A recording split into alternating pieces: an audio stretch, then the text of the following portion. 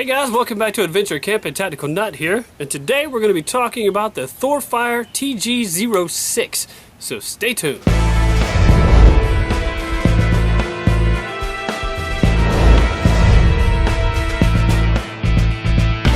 Alright guys, now let's just kind of knock out the specs as I like to do. We do have a 4.1 inch light that is about 3/4 of an inch wide, weighing in at a 1.3 ounces without the battery. So a couple of wins right there out the gate. And then you have aircraft grade aluminum, which is another win. You have a reversible pocket clip, so this will switch to here or here. I always prefer mine here. All flashlights, I want either the pocket clip to come from this direction or be able to switch to that direction for this purpose right here. If I have a handheld flashlight, I want to be able to put it on my hat till I can use it as a headlamp in case I forgot the one that I am currently carrying. Now, the bulb it uses, I got the manual off for this part, is the Cree XP G2R5 LED. Uses a AA battery or the 14500. 3 modes, and you'll see in just a minute, goes from high, moonlight, to medium. Is a tail cap activation, which I prefer. I don't require it out of my lights, but I do prefer it. Side switches are okay. I just find that I like this more so that I can do that kind of thing. Especially if I was having to hold a firearm and a flashlight, this just makes more sense to me. And it's supposed to have, the manual says 254 max lumens. The website says that, I guess since the material was printed, that now with the 14500 battery it can go up to 300 lumens. Once it gets dark, I will pull out another flashlight, something that should be really close to it, and we'll compare and see. But even if it's just at 254, it works more than adequately well. As you can see, I'm using the Olight 14500 battery. Awesome to have it rechargeable. Right here we do have a O-ring. The packaging that it comes in, oh, before I do that, as you might notice the color right here. Let's try to turn it on for just a second. It does have a little glow in the dark ring that goes around here, which is kind of nice for finding it at night. The box that it comes in, it's like this. It does come with extra tail cap switches. They have different colors. This one's supposed to glow in the dark. You have orange and blue, little spring in here for part of the tail cap assembly. Hopefully, oops, maybe on that side. Extra lanyard and a couple extra O-rings. Now, none of the materials give any type, and little foam in here, any type of IPX rating whatsoever. But the fact that it does come with a extra O-rings, it has O-rings in it, I mean, there's got to be some level of waterproofness to it. I have a little bucket of water over here that we will drop it into and see. But other than that, this has worked extremely well. Your modes, high, moonlight, and mid. Once it gets dark, we'll bring it back out again to show you what that really looks like. So very easy to use. If I had a choice, I wish all lights started off in either their moonlight or lowest modes. Just because if you're in a really dark area and you first hit, especially that high, especially if you're indoors, that light bouncing off will really blind you at first. So I just kind of would prefer the fact that it would start off in a lower mode, but you know, it's not a no-go for me that it starts off in the high mode. But very easy to use, very durable, fits in the pocket perfectly.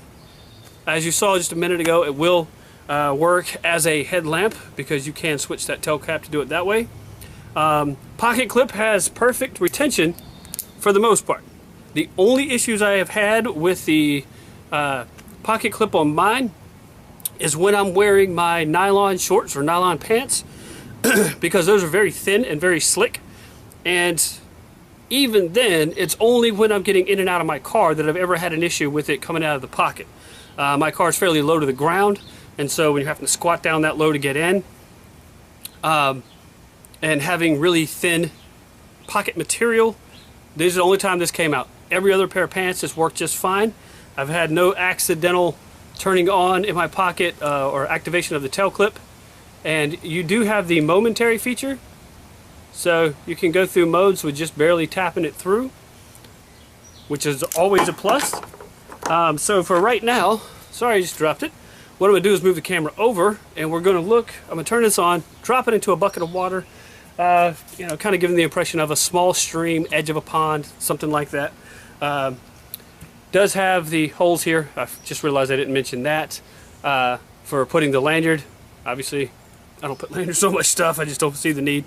Some people really like it.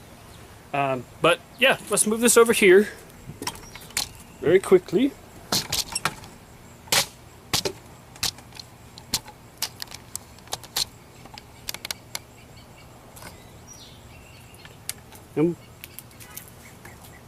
Now I haven't done this before simply because it didn't have the IPX rating. I didn't want to risk tearing it up before I got a chance to use it.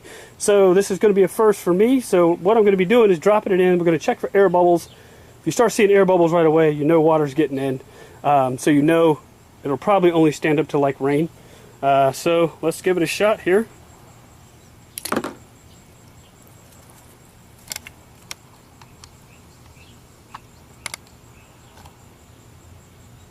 Now personally, I'm not seeing any air bubbles come out of it right now. Just going to leave it in for a few more seconds just to kind of get an impression, because obviously if you've dropped a light in a stream, edge of a river, edge of a pond, you're going to reach down and grab it right out the gate because you don't want to lose your light. Let's see if I can turn it this way. The light still is on,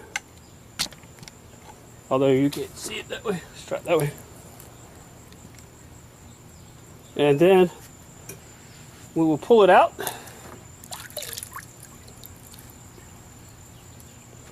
Yeah. Shake it off here. We'll dry it off on the edge just so we can see. I don't want any water dripping off from the outside of it, messing up or give us a false reading of whether it,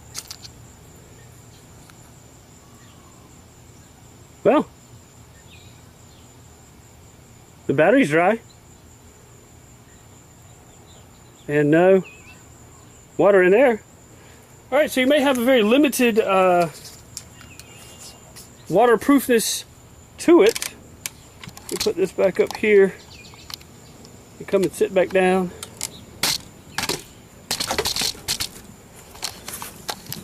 All right, so obviously it will hold up to short-term low level of depth or shallow depth water testing. Like I said, I didn't want to do this before and it messed up the light and then I couldn't use it because, I mean, just my opinion, I don't think all flashlights need to be waterproof. It's an added bonus. It typically adds to cost. But for the most part, any flashlight will hold up to being out in the rain for short periods of time and stuff like that. And so I wanted to put it through all of its uses before I did a waterproofness test, just in case the waterproofness failed and shorted out and messed up the light. Now, I do want to switch out the tail cap assembly here, the switch. I'm just going to have to get a different pair of needle nose pliers because if you could see here, there's two little divots in there. And what you're supposed to do is put those tips of your needle nose pliers in there and twist it to unscrew it. Mine are just not pointy enough. So I'm just going to have to get a different pair or find a different way of getting to that so that I can do it. But I mean, it's kind of cool that you have three other color options. You know, you got the neon green, blue, and orange. So, you know, just kind of neat. Not required in my opinion, but cool. Alright guys, I will put a link to Amazon down below where I got mine. I believe it was $17 at the time that I got it. So $17, very easy to use. Great EDC light, great pocket light. 300 lumens, even the 254, depending on what it turns out to be. I believe it's the 300 because taking it out in the woods on multiple occasions, it will light an area up really well. But even the 254 would do the same. I mean, I was out there with my brother showing him, and he was just amazed at how much light this little guy produced. And for that price point, man, you just can't go wrong. Definitely highly recommend it. Perfect pocket EDC light, car light, gift light, because it's not a very difficult light to use. So if you're somebody that's looking to get a decent flashlight with a decent lumen output, but you know they're not going to get into, I have to twist it in separate ways in order to get different modes to come on and put it into different function settings. Easy. Just hit the tail clicky 3 times and you got 3 modes. So it's great, man. I like it. Love it. Go get your TG06 from Thorfire. Alright guys, we'll talk to you later. And in the meantime, be prepared, have fun, stay tuned for the nighttime illumination test. Talk to you later. Okay guys, now for the little light demo. First we're going to do moonlight mode. Still kind of bright for moonlight mode. But then we go to mid. And then we go to high. So as you can see, this is quite bright. And now Baby Glock is going to walk out to the yard. We're kind of going to give you a distance test to see how far it's a throw. Maybe this will work better than what we've done in the past. So maybe having her to focus on. Find me again. Because you're here. Alright, so this is moonlight mode. And she is now about... Alright, go ahead, stop. So you can barely see her shirt, and she's probably about 20 yards away. Now medium. And now this light really shows up this whole area, although all you're seeing on her is a little bright spot.